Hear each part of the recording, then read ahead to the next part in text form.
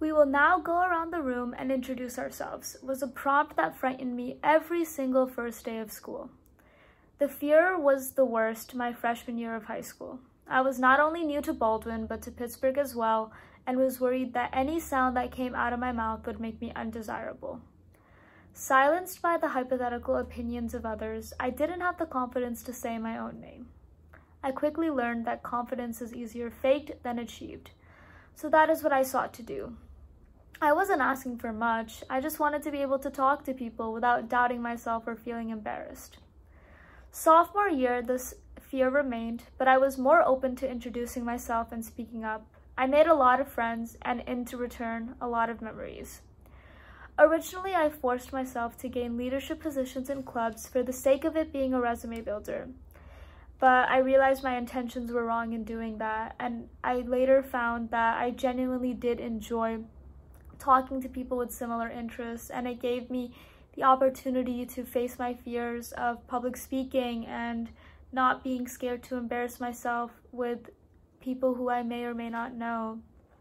Don't get me wrong, those "tell us a fun fact about yourself" questions still stump me here and there, but overall I am able to share aspects of my identity with a new group of people.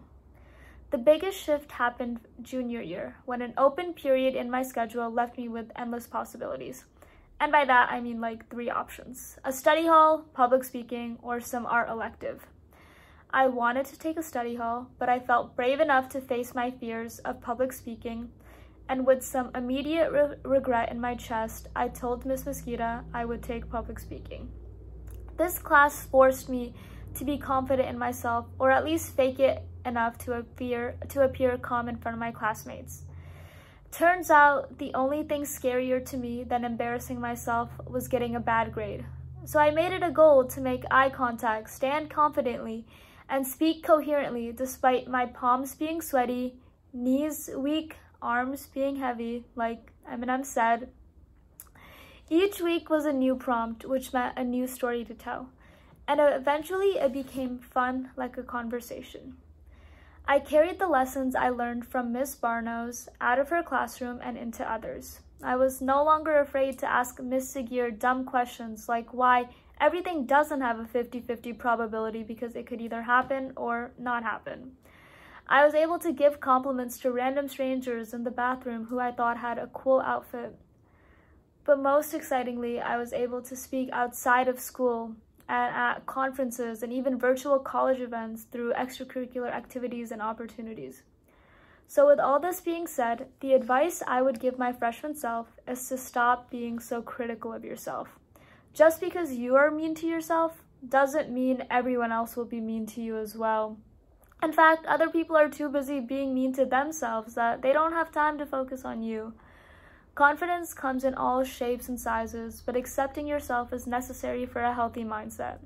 Plus, the idea of embarrassment is a social construct. You will not get embarrassed if you don't let yourself get embarrassed. I tumbled down the stairs at school a couple months ago, and freshman me would have been so embarrassed she would have wanted to crawl into a hole and not leave. But senior Sophia was able to laugh it off. I thought of myself as the main character in a sitcom. That's another piece of advice. Think of your life as a TV show, and anything embarrassing or sad or cringy is just good for the plot and the audience and the reviews. After all, we might be living in a simulation, and none of this is even real.